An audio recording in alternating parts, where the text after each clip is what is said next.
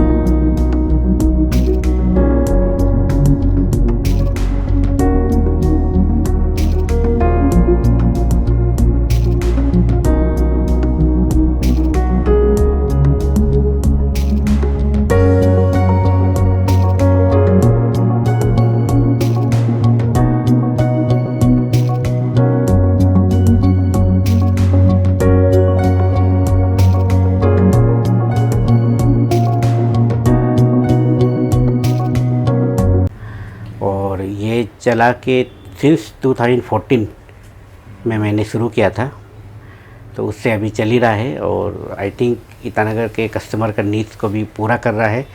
Hopefully वो लोग सब सेटिस्फाई होंगे और जितना भी मार्केट रिलेटेड है, अभी जो भी प्रोडक्ट आपके हाउस होल्ड का, वो सब यहाँ पर अवेलेबल है। और यही करता हूँ कि मेरे जो भी कस्टमर हैं काइंडली यहाँ आते रहिए। और एज ए न्यामो तो मैं कुछ नहीं हूँ, मैं भी एक अपने आप को एंटरप्रेनर बोल सकता हूँ। तो अगर मुझे सोसाइटी एंटरप्रेनर बोलते तो क्यों नहीं, क्योंकि आज के सोसाइटी में हम जैसा एंटरप्रेनर को भी बहुत ज़रूरी है, मुझे लगता है। बिल्कुल सही कहा आपने। तो न्यागो, अपने बारे में बताइए। Who is Nyago? Film maker, businessman, who are you basically? Film maker भी बोल सकते हैं और एस्पायरिंग भी, मतलब एस्पायरिंग ही है अभी। जी। आई मीन अभी तक हमको ऐसा कुछ नहीं लगता है कि मैंने ऐसा कुछ किया है कि अपने आप को उस मुकाम तक पहुंचा है बोल सकूं। तो अभी भी मेरा पोस्ट ग्रेजुएशन चालू है film and television institute Pune में। तो अभी कुछ महीना में ख़त्म हो जाएगा। उसके बाद जो असली जर्नी है वो शुरू होगा। अरुणाचल में तो अभी जो कि प्योरली एक्सपेरिमेंटल तौर पे था, क्योंकि मतलब यहाँ तो वैसा इंडस्ट्री कुछ है नहीं। ऑब्वियसली अपकमिंग होगा, लेकिन यहाँ तो अभी तक जो भी था एक्सपेरिमेंटल था। तो अभी जो असली जर्नी होगा वो तो इंस्टीट्यूट के बाद जो चालू होगा उसी में पता चलेगा।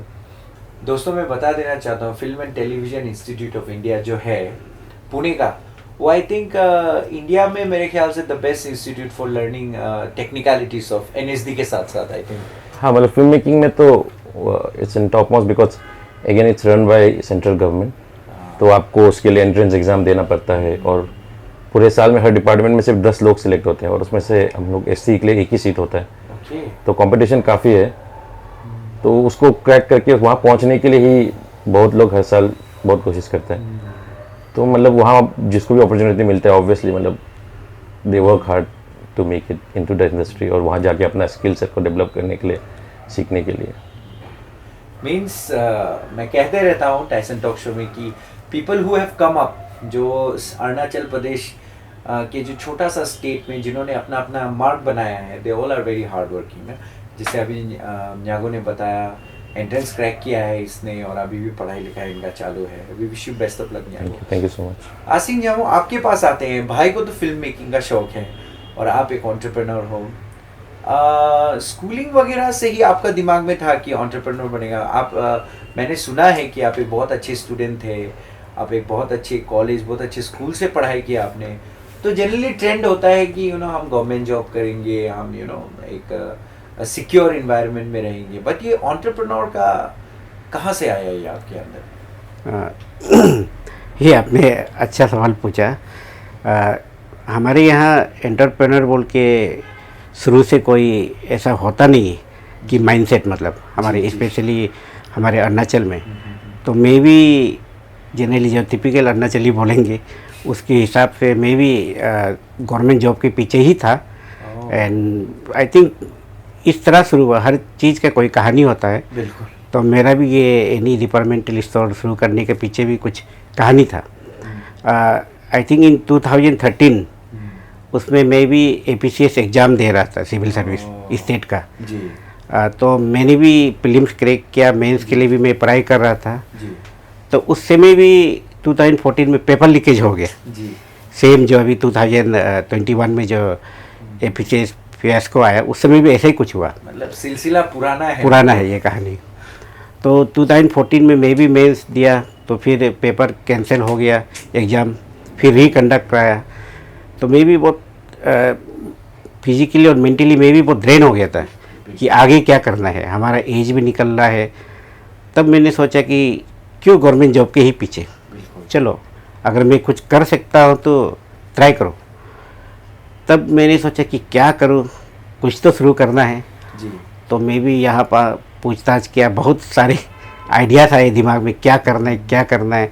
तो कभी सोचा ये करूँ, कभी सोचा वो करूँ। तो फिर बाद में सोचा कि चलो खाने पीने का दुकान शुरू करता है तो कम से कम मेरा घर का आदमी रिलेटिव खरीदने से लॉस तो नहीं होगा, चल ही जाएगा। तो लेकिन ऐसा था कि मैं सोचा कि थोड़ा अलग हटके करूँ। जी जी जी। तब मैंने सोचा कि दुकान तो कितने सारे हैं, तो फिर मैंने सोचा कि चलो थोड़ा अलग हटके एक जो बाहर का नया कंसेप्ट है, जी जी। Departmental store type, convenience store type, convenience store जी। उस बेसिस में मैंने ये डिपार्टमेंटल स्टोर भी शुरू किया। तो आई थिंक एंटरप्रेन्योर का मुझे तो ये लगता है कि आइडिया सबका सेम होता है, लेकिन आप उसको कैसे हटके करता है वो मैटर करता है जी। एग्जीक्यूशन के। तो अरुणाचल में स्टोर तो बहुत सारे थे, तो मैंने कन्वीनियंस स्टोर टाइप में अपने सेल्फ पिकअप अपने से चूज़ करके लेने का, तो वो आइडिया क्या बैक इन 2014 समय तो मॉल्स वगैरह भी बिल्कुल नहीं, यहाँ पर कुछ भी नहीं था। तो आई थिंक मैं भी फॉर्चुनेट हूँ, लकी हूँ कि मेरा ये भी क्लिक कर गया। तो आज अभी मैं इस पोजीशन में हूँ। बहुत सिंपल तरीके से बताया आपने ना कि क्लिक कर गया, बट आई एम श्योर मेहनत बहुत किया था होगा आपने, और आपका ये जो डेडिकेशन भी काफ़ी था होगा, specially after being broken down civil service examination के बाद। चैलेंजेस क्या क्या हुआ Nyamo sir, one of the first departmental stores और convenience store in Arunachal Pradesh? जैसे मैंने शुरू में बताया कि थोड़ा हटके करना चाहिए था, तो हमारे यहाँ उस समय भी गाइडेंस का काफ़ी कमी है और अभी भी कमी है, स्पेशली अवेयरनेस, जो हमें उस समय क्या करना है पता नहीं होता है। तो फॉर्चुनेटली मेरे पेरेंट्स का, फैमिली का पूरा सपोर्ट था जी। उन्होंने मुझे साथ दिया जी। तो मैंने भी दिन रात मेहनत किया। मैं बाहर खुद जाता था, अकेले जाता था, मैं जाके खुद ही परचेजिंग करता था। आप और खुद परचेसिंग करते थे? खुद करते थे, और मार्केट में भी मैं खुद घूमता था, हर एक दुकानदार के पास जाता था, सबसे आइडियाज़ लेता था कि कैसे हो। तो उसी तरह से शुरू हुआ। एंड बैक स्टोरीज तो बहुत है जी, लेकिन वही है कि हार्डवर्क ही एक आपका रास्ता है। Wow wow. तो आज देखिए one of the most famous stores in Itanagar, any departmental store, हर कोई आता है ना, कुछ चीज़ आपको कहीं में नहीं मिल रहा हो। ये मेरा पर्सनल एक्सपीरियंस है, ऐसा नहीं कि मैं प्रमोशन कर रहा हूँ, बट ये मेरा पर्सनल एक्सपीरियंस है। कुछ चीज़ अगर आपको ईटानगर में नहीं मिलता है तो आप एनी डिपार्टमेंटल स्टोर में आओ तो आपको पक्का मिलेगा। दे somehow they manage to keep the stocks ना, तो ये तो इसका तो आपको श्रेय देना ही पड़ेगा। ना कमिंग टू यू न्यागो, आपने जैसे कि बताया है ना भैया से बिल्कुल अलग ना, अब ऐसा लग रहा है जैसे कि दो अलग अलग आदमी से बात कर रहा हूँ मैं ना, अलग आदमी ही है बट दो अलग अलग family, but both of you are sibling. भैया को बिजनेस का शौक, आपको क्रिएटिविटी का शौक। अभी आप मेरे को बताइए कि बचपन से ही शौक था क्या फिल्म मेकिंग में आप जाएंगे ना, आपको भी भैया जैसे था कि नहीं, इसका तो बचपन से शौक था। डिजिटल कैमरा लेके क्या क्या बनाते रहता था। जी जी जी जी हाँ, तो मतलब आपका बचपन से शौक था? नहीं, बचपन से ही शौक था, मतलब जी। एकेडमिकली इतना पढ़ाई में अच्छा भी नहीं था हम। भैया तो पढ़ाई में अच्छा था। हाँ ना, भैया लोग तो सब घर का ब्लैक शेप हम ही है, मतलब पढ़ाई लिखाई में थोड़ा मार खाने वाला मेरा ही है। तो मतलब स्पोर्ट्स में भी इंटरेस्ट था, फिर ग्रोइंग होते होते यहाँ इतना स्कोप नहीं होता, तो छूट ही गया वैसे भी। तो उसके बाद फिर सडनली क्लास 11-12 में फिल्म मेकिंग, फिल्म्स में इंटरेस्ट आया पहले तो। फिर एक मतलब जीरो में एक्चुअली था हम लोग तो ना, क्लास 12 पास होने के बाद। तो आपको पता नहीं होगा लेकिन यहाँ रीजनल फिल्म्स में जीरो में सबसे ज़्यादा ये फिल्म्स बनता था। सुबु गाम्बो करके एक है, मतलब ऑब्वियसली उनका बनाने का तरीका बहुत अलग होता है, लेकिन जीरो में मतलब वो हमेशा कॉन्स्टेंटली फिल्म बनाता था। तो हाँ, तो मेरा भी क्लास 12 पास हुआ था, इसके बाद एक साल ऐसे ही कोचिंग करके बैठ रहा था, तब वहाँ में ऐसे ही घूमता था तो उसका पोस्टर वोस्टर देखता था। तो मैं सोचा कि यार ये लोग लोकल लोग बनाते हैं, हम भी ऐसे ही बनाए करके। तो घर में एक छोटा सा डिजिटल कैमरा होता था, वो उठा के ऐसे ही फिल्म बनाने लगा। फिर बाद में एक फिल्म आया उस समय 2013 में, क्रॉसिंग ब्रिजेस। तो वो फिल्म देख के मैं समझ अरे लोकल फिल्म भी मतलब इतना लेवल, हाँ मतलब अच्छा से बना सकता है। तो देख के हम रिसर्च किया कि ये कहाँ में, कौन है इसका पीछे, क्या है, कौन है फिल्म मेकर। हाँ, तो वो संगे दोरजित हम लोग करके है। तो he is also one of the first to study in film school in SRFTI। तो उनको देख के मेरा इंस्पिरेशन आया। फिर उनका देखा तो SRFTI FTI के लिए अंडर ग्रेजुएट कंप्लीट करना जरूरी होता है जी। तो फिर सोचा कि अंडर ग्रेजुएशन में क्या करेगा, इंजीनियरिंग तो मिला नहीं था एंट्रेंस में, तो मास कम्युनिकेशन कर लिया। मास कम्युनिकेशन करने के बाद मतलब फिर FTI के लिए अप्लाई किया, तब जाके FTI मिला। लेकिन उसके भी ये कि भैया लोग मतलब जैसे कि भैया दीदी जो भी है फैमिली में जी, वो लोग बेचारा वो लोग ऊपर का मेहनत कर रहा था, तो लास्ट वाला भाई का पीछे थोड़ा कम प्रेशर आ जाता है। तो उस हिसाब से हमको जो अपना पैशन था वो करने का मौका मिला।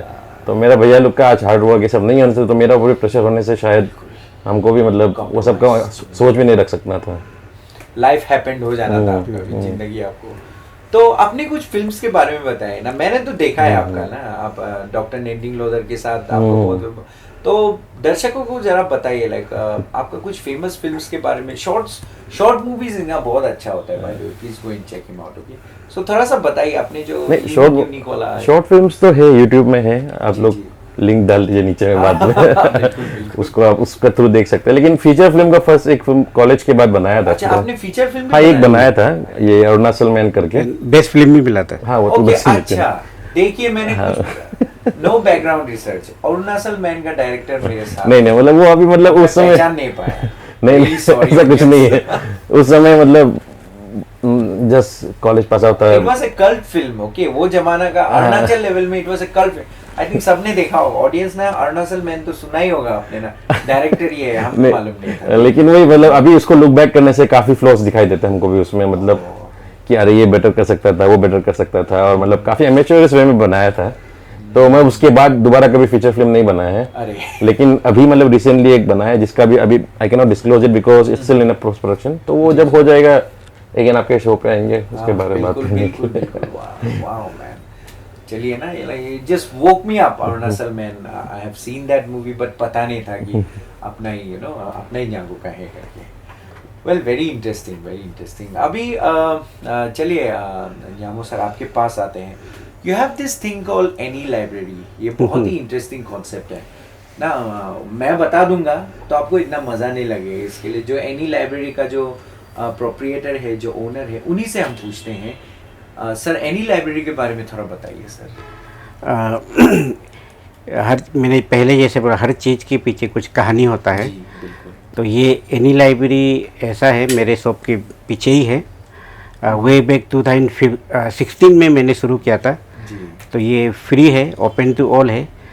कोई भी स्टूडेंट आके यहाँ पढ़ सकते हैं। ये आपका सुबह से शाम तक खुला रहता है और कुछ चार्जेस नहीं है। ये खोलने का भी मेरे पीछे कुछ रीज़न था। जब मैंने 2013-14 में 12 में जब मैंने सिविल सर्विस के लिए प्रिपरेशन शुरू किया था, तो मैं भी दिल्ली से कोचिंग लेके आया था यहाँ स्टेज सर्विस देने के लिए।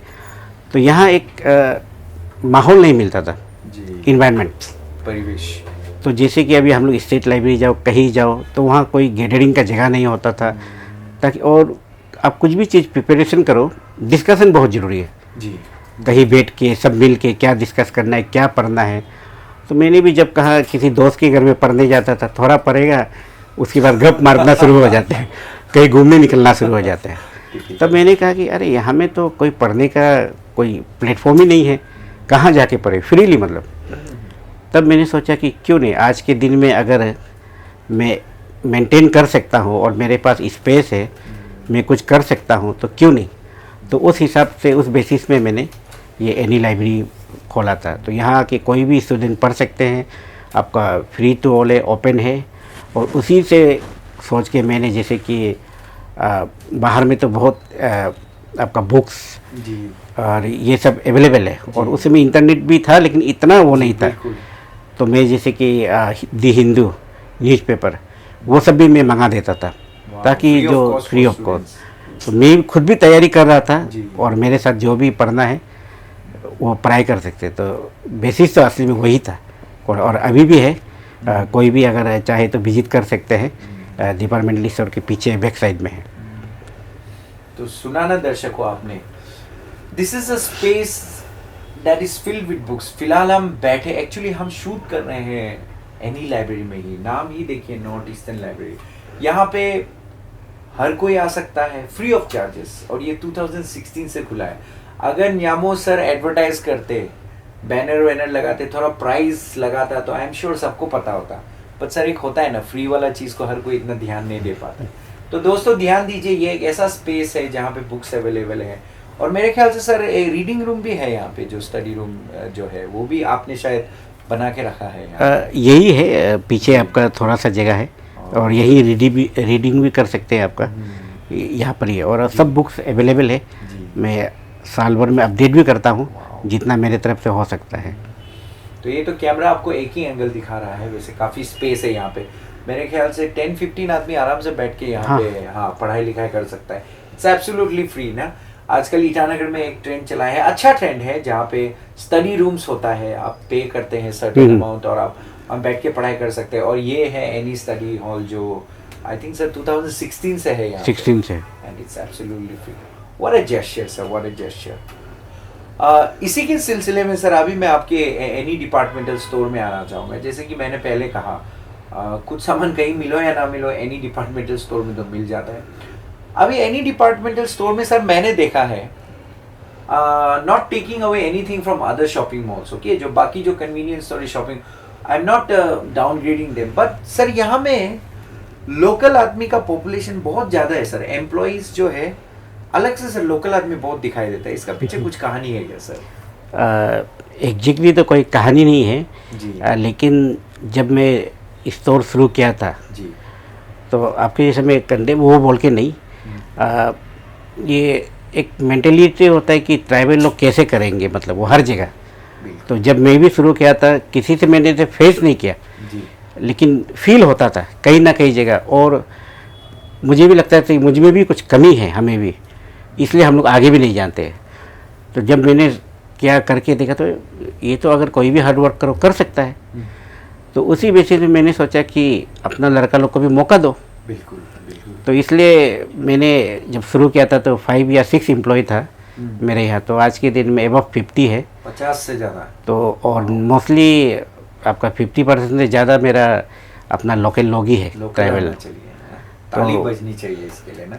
तो मैं जितना हो सके अपॉर्चुनिटी देता हूँ, जी, और यहाँ से बहुत लोग करके आगे भी कंपनी में एब्जॉर्ब हुए, और लोकल लड़के। और मैं जितना हो सके सिखाने के लिए भी ट्राई करता हूँ। ये था मैं मतलब आप सर, न्यामो सर, आप एक जीता जाता है सबूत है कि like you know, her local लड़का प्रॉब्लमेटिक नहीं होता है, ज्यादातर ठीक ही होता है। एक इक्का दुक्का वो तो सर वो तो होता ही है, होता ही है, बट देखिए इतना सक्सेसफुली चल रहा है ना। सो आप लोग बहुत है ना, दर्शकों के मन में बहुत क्वेश्चन भी होता होगा कि कहाँ कोई डिपार्टमेंटल स्टोर को प्रमोट करने आ गया, पैसा लेके कर रहा हो गया and all that. To be really frank, we are जैसे हमारा टाइसन टॉक शो का जो मोटिव होता है that bring out people who are influencing the society in a positive way. देखिए बिजनेस चला रहे हैं, है इनके पास पैसा, but they are not doing it. लोगों का खून चूस चूस के नहीं कमा रहे हैं, and they are giving back also to the society, and that is why we are bringing this story to you. तो न्यागो जी आपसे पूछना चाहूँगा, देखिए फिल्म मेकिंग इज एक ऐसा फील्ड है अरुणाचल में जो कि मेरे ख्याल से नेसेंट स्टेज में है भी नहीं बोल सकता है, मतलब ठीक से एस्टेब्लिश ही नहीं हुआ ना। तो आपको सर क्या लगता है, ये जो भी आर्टिस्ट आता है हमारे शो में, मैं उससे पूछता रहता हूँ, at this point of time do you think it is possible to survive as an Arunachali in Arunachal making films? ना सर बहुत कुछ बचा है अभी होने के लिए, और इसमें क्या टिप्पणी है आपका? फिल्म मेकिंग में भी जैसे अलग अलग तरह का डिपार्टमेंट्स होता है जी। आप एग्जैक्टली क्या करना चाहते हैं, आप डायरेक्ट करना चाहते हैं, सिनेमाटोग्राफी करना चाहते हैं, एडिट करना चाहता है, वीएफएक्स करना चाहता है, आप म्यूजिक कंपोजर है, क्या है, तो इसमें भी डिफरेंट कैटेगरीज है। तो purely just I want to be a director बोल के तो थोड़ा हाँ it's little difficult to sustain, but जैसे आपको वो मल्टीटास्किंग आना पड़ेगा जी। आपको कैमरा भी कर सकना पड़ेगा, अरुणाचल में बोल रहा हूँ, सर्वाइव करने के लिए एडिट भी कर सकना पड़ेगा, थोड़ा बहुत साउंड भी कर सकना पड़ेगा, क्योंकि यहाँ कोई भी आता है आपके पास म्यूजिक वीडियो बनाने या फिर इवेंट का कवरेज करने या फिर किसी का वेडिंग वीडियो बनाने या फिर हाँ चलो कि कभी कोई आ भी गया आपके पास फिल्म बनाएगा बोल के, तो आपको वो सब का नॉलेज होना पड़ेगा, क्योंकि यहाँ रिसोर्सेज इतना ज़्यादा नहीं है। तो जो भी आपको थोड़ा बहुत मिल रहा है उसके तौर पे आप कर सकते हैं। और है हम बहुत लोगों को पहचानते हैं जो अभी यहाँ में, मेरा दोस्त लोग ही खुद है जो अच्छा खासा सर्वाइव कर रहे हैं, सर्वाइव किया वो लोग मतलब लग्जरियसली भी जी रहे हैं, बट वही है कि उनको they have to do multitasking, तो उनको हर तरह का चीज़ इवेंट भी करना पड़ता है, वेडिंग्स भी करना पड़ता है, तो मतलब प्योरली सिर्फ फिल्म बनाएगा बोलने से भी नहीं होगा। तो इसीलिए मतलब हाँ एज ए फिल्म में आप सर्वाइव कर सकते हैं, पर आपको आपका वो इंटीग्रिटी कि नहीं हमको सिर्फ फिल्म बनाना है, मेरा आर्ट वो है, वो होगा तो थोड़ा मुश्किल है। इन शॉर्ट भाव नहीं खाना है, भाव नहीं खाना है फिलहाल भाव नहीं खाना है। और ऐसे भी यहाँ भी फिल्म इंस्टीट्यूट भी खुल रहा है, तो वन वे में वो एक अच्छा अपॉर्चुनिटी भी है, क्योंकि जब वहाँ स्टूडेंट्स आएंगे तो फर्स्ट ईयर का जो स्टूडेंट होगा, सेकंड ईयर का स्टूडेंट, उनको कुछ बाहर से आउटसोर्स करना पड़ता है। जैसे कि हम लोग भी इंस्टीट्यूट में जब पढ़ते हैं, अभी भी हर चीज़ इंस्टीट्यूट में अवेलेबल नहीं होता है, तो आउटसोर्स मैन पावर आउटसोर्स करना पड़ता है, कभी कभी इक्विपमेंट्स आउटसोर्स करना पड़ता है। तो वो सब के लिए अभी जब एफटीआई यहाँ का एफटीआई चालू हो जाएगा जब भी 1-2 साल में, तब देयर मोर अपॉर्चुनिटीज निकलेगा। तो जैसे ये मेन तो अभी फिल्म मेकर्स है, लेकिन वो जो बनाते हैं वो एग्जिबिट नहीं होता है। जब वो एग्जिबिट होने लगेगा, पैसा भी आने लगेगा, तब सबके लिए भी वो भी एक इंडस्ट्री बन जाएगा अच्छे से। घूम फिर के न्यागो जी यही है कि मतलब इंफ्रास्ट्रक्चर इंफ्रास्ट्रक्चर आप बना रहे लेकिन दिखाएगा कहाँ, बना रहे लेकिन दिखाएगा कहाँ। और जैसे कि इन्होंने कहा भाव नहीं खाना है, इतना अच्छा सक्सेसफुल फीचर फिल्म बनाया है, but he is saying that you no आप कुछ भी काम करिए, है कि नहीं, काम बड़ा छोटा नहीं होता है। आप कोई भी काम को आप अपना लेंगे तो वो काम आपको अपने हिसाब से आपको तरक्की करवाएगा। दैट इज ये न्यागो जी का कहना है। तो सर बातें तो बहुत की आप लोग दोनों से, और आगे भी बातें करते रहेंगे, लेकिन सर मैं आपसे थोड़ा एक तरह का सोशियो इकोनॉमिक्स में थोड़ा सा सर, स्पेशली न्यामो सर, मैं आपसे बात करना चाहूँगा। In Arunachal context sir, in Arunachal context there are many people who think that you know even now अभी भी बहुत सारे पेरेंट्स का ये सोचना है कि यू नो मेरा बच्चा गवर्नमेंट जॉब ही करना है ना। आपके फादर मेरे ख्याल से वो इज अ रिटायर्ड ब्यूरोक्रेट है आप लोग, लेकिन मेरे ख्याल से पूछ नहीं किया आपको कभी, एक बिजनेसमैन बन गया, एक फिल्म मेकर बन गया। तो आपका पेरेंट्स लोगों को क्या मैसेज होगा कि लाइक हमारे यहाँ जो मुझे लगता है अवेयरनेस का कमी है। जैसे कि हर किसी को लगता है कि गवर्नमेंट जॉब भी सिक्योर है, इसलिए जो बिजनेस स्पेशली हमारी बिजनेस कम्युनिटी में है तो आप देखेंगे कि ज़्यादातर आउटसाइडर्स ही हैं, और जो हमारे लोकल लोग हैं वो ऊपर लेवल में नहीं है, नीचे लेवल में ही है। तो ऊपर लेवल में जाने के लिए आपको क्या करना होगा कि हार्डवर्क करना होगा, उसके साथ अपना मेंटल अवेयरनेस भी खुला रखना होगा। जैसे कि जस्ट मैं एक एग्जांपल दूंगा, ये मार्च 14 से 18 में मैं दिल्ली गया था। दिल्ली में आपका ये प्रगति मैदान में एक ट्रेड फेयर होता है। इस बार जो मैं गया था आहार बोल के था, तो वहाँ जब मैंने जाके देखा तो पर्टिकुलर उसका थीम था फूड एंड हॉस्पिटैलिटी सेक्टर। तो वहाँ पूरा इंडिया से जितना बड़ा बड़ा कंपनी है आपका पूरा आके वो लोग फेयर लगाया हुआ है, तो ये B2B है, मतलब बिजनेस टू बिजनेस। तो जब मैंने वहाँ गया तब मेरा भी आँख खुला कि अरे इतना सारा बिजनेस अपॉर्चुनिटीज़ है, तो मुझे भी काफ़ी आइडिया मिला। तो मैंने भी काफ़ी कैटलॉग भी कलेक्ट किया। जैसे कि मैंने गया वहाँ इम्पोर्टेड आइटम का अलग सेक्शन है जो हमारे यहाँ हम थर्ड पार्टी से ले रहे हैं, और वहाँ जाके बेकरी का आइटम, आपका हर चीज़, हॉस्पिटलिटी सेक्टर, इसका सब कुछ लगा हुआ है।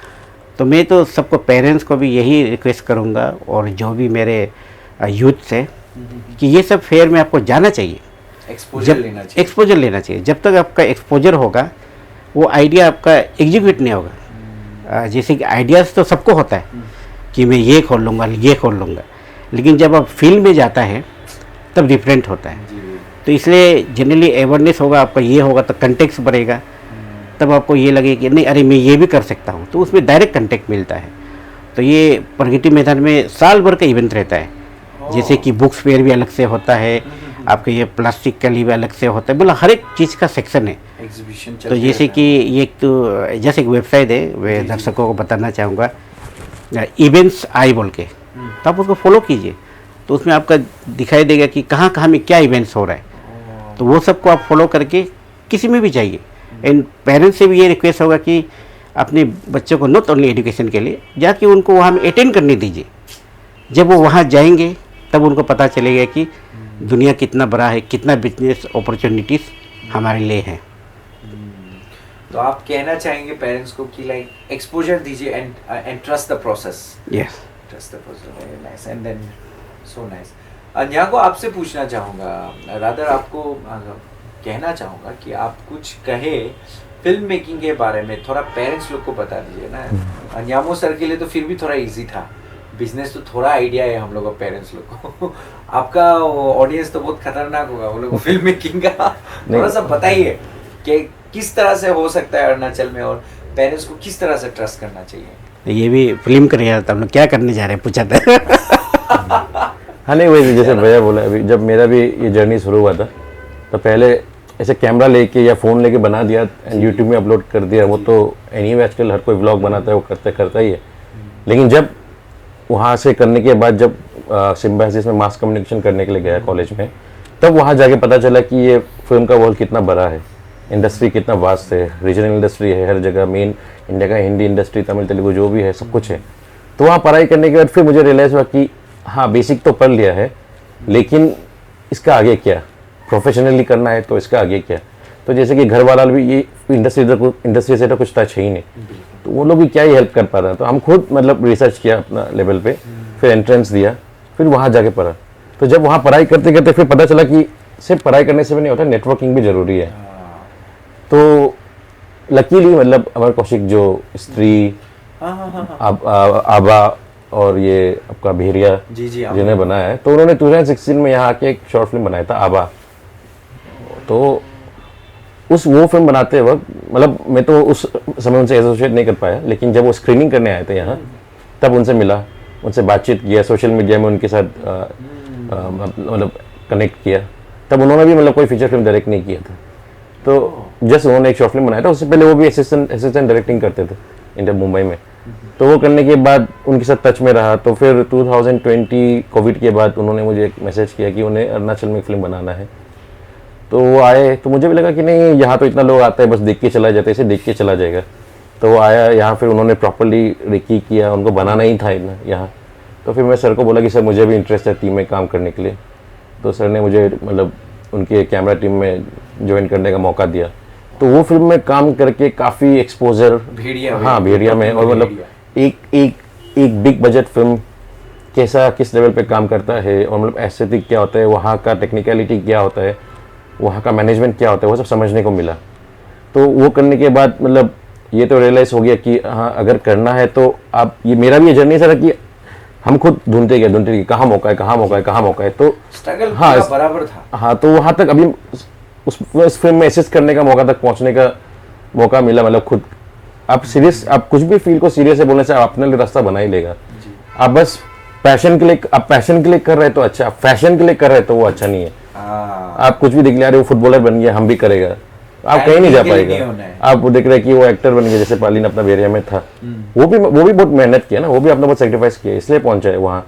लेकिन आप देख ले कि आज बस नहीं फैशन चल रहा, हम भी करेगा तो you will never go anywhere. But अगर वो सीरियसली पैशन, मेरा भी जर्नी बोलने से 2013 में शुरू किया हुआ, जो ऐसे बेसिक से लेके अभी तक तो ऑलमोस्ट 10 ईयर्स ज़्यादा हो गया, but still I am nowhere, I still have a very long way to go. बहुत एक लंबा सफ़र बाकी है अभी भी।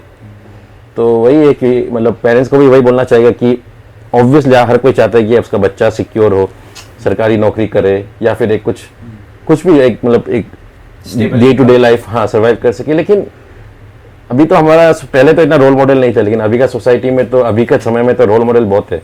17 ईयर्स का लड़का हमारा फुटबॉल में रोल मॉडल है, 25 ईयर्स का लड़का एक रोल मॉडल है जो एक्टर कर गया। तो ऐसा मतलब ऐसा रोल मॉडल एग्जाम्पल्स बहुत है। तो आप खुद अगर अपना बच्चा कुछ चीज़ सीरियसली करना चाहता है तो आप मौका दो, क्योंकि अगर उसको कुछ चीज़ में इंटरेस्ट है तो वो वहाँ पहुँचे, लेकिन कुछ चीज़ में इंटरेस्ट नहीं है तो वो कहीं नहीं पहुँचेगा, जितना भी आप फोर्स करो। तो वही ब्यूटीफुल मैसेज, बहुत ही अच्छा मैसेज दिया न्यागो और न्यामो ने।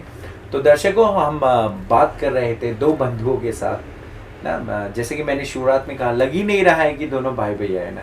One is a serious businessman, the other is a creative movie maker, but दोनों एक ही घर का है और दोनों बहुत सक्सेसफुली कोशिश कर रहे हैं अपने अपने फील्ड में आगे जाने के लिए। तो बहुत अच्छा लगा उन लोगों से बातें करते हुए। लग ही नहीं रहा है कि दोनों भाई भैया है ना।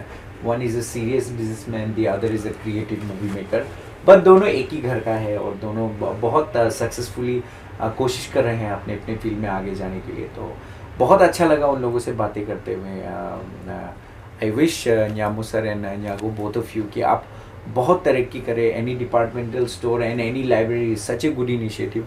हम दुआ करते हैं कि आप डिस्ट्रिक्ट्स में भी जाएं और लोगों को साथ दें। Nyago, we wish you the best.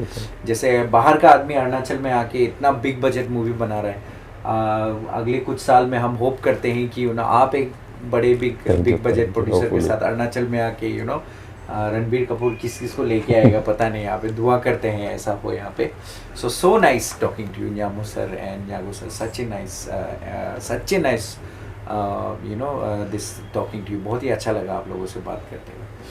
तो दर्शकों, इसी के साथ हम आज के एपिसोड के अंत में आ चुके हैं। बहुत ही अच्छी बातें की, बहुत ही इंस्पायरिंग बातें की, बहुत ही वेराइटी टॉपिक्स में हमने बात की। हम बात कर रहे थे न्यामो होता है entrepreneur, any library and any departmental store, and Nyago होता है very upcoming film maker of Arunachal Pradesh. वैसे सर, आप लोग दोनों को देने के लिए तो कुछ नहीं है हमारे पास, but we have this very lovely memento.